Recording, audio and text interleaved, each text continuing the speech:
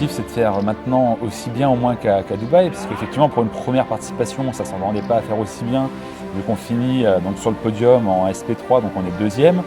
Et en fait, avec les points marqués, du coup, en TCE, donc dans la catégorie on va dire, globale dans laquelle on roule, on était quatrième au championnat of the Continent, donc le championnat qu'on faisait cette année. L'objectif, clairement, aujourd'hui, c'est de gagner le SP3, ça c'est l'objectif premier. Et le deuxième, c'est d'essayer de faire le mieux possible au TCE, parce qu'on aimerait bien placer la voiture au moins sur un podium TCE au championnat des continents de cette saison, donc la Force Series.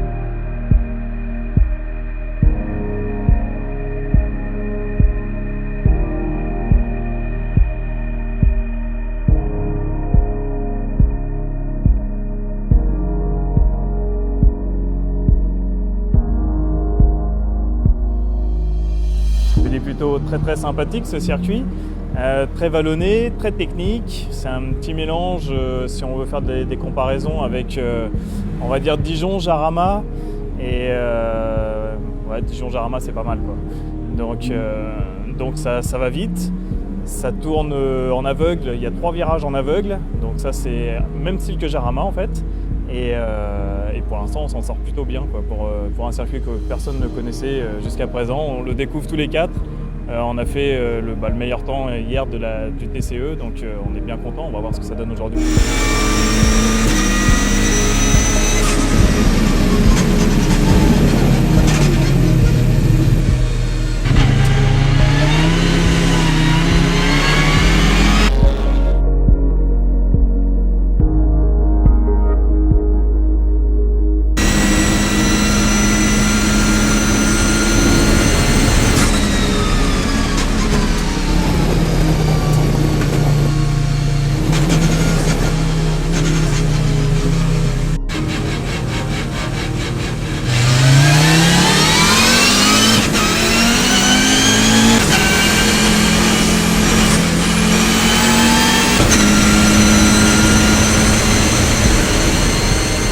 En 24 Force Series, on roule en slick, donc on change de pneumatique. Au total, là sur la course, on va passer 34 pneus.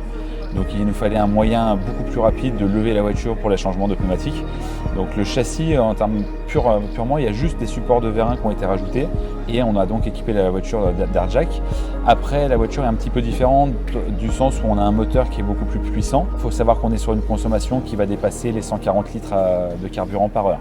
On a un moteur qui fait 380 chevaux.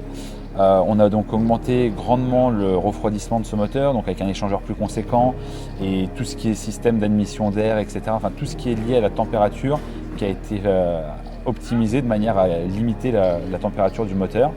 Ensuite, c'est principalement des réglages de châssis qui sont un petit peu différents dus aux pneumatiques. Sinon, le reste, en soi, tout ce qui est électronique embarquée, tout ce qui est pièces de train, ce sont des pièces d'une Lamera Cup classique.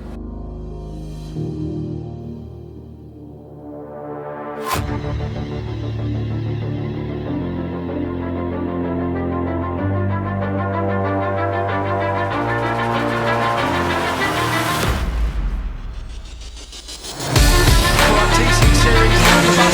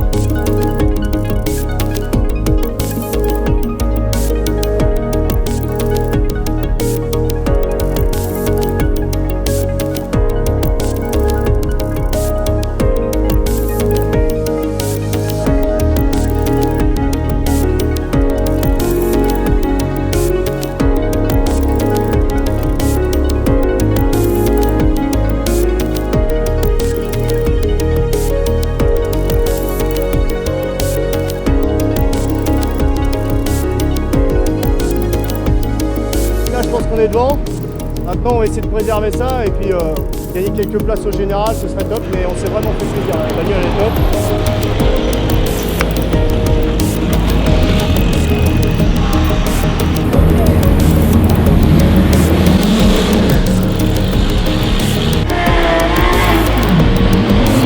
Là, avec la levée du jour, on a l'impression qu'on peut aller chercher plus loin, parce qu'on a l'impression de voir plus loin. On peut vite se faire piéger et louper un frein. Il faut rester hyper vigilant.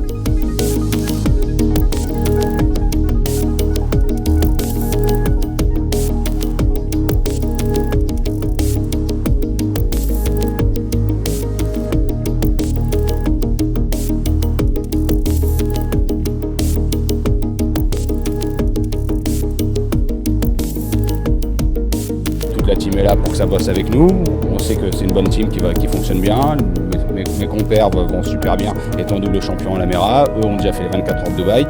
Tout va bien. Pour moi, je suis tranquille, je suis bien entouré.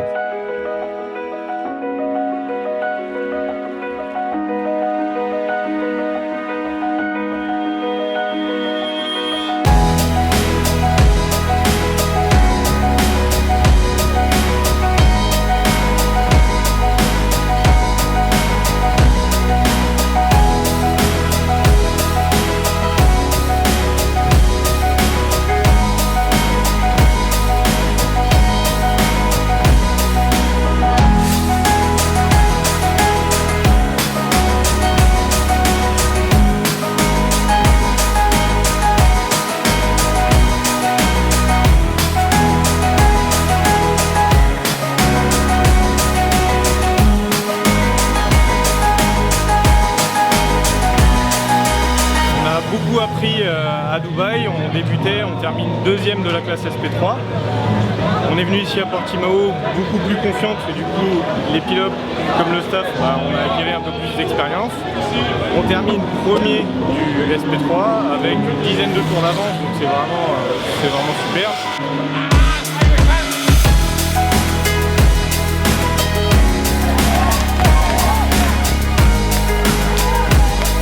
Quoi dire? Franchement, c'est une équipe au top, des pilotes au top. C'est que du positif et on est vraiment très heureux. Je suis ému, j'ai un peu du mal à parler du coup.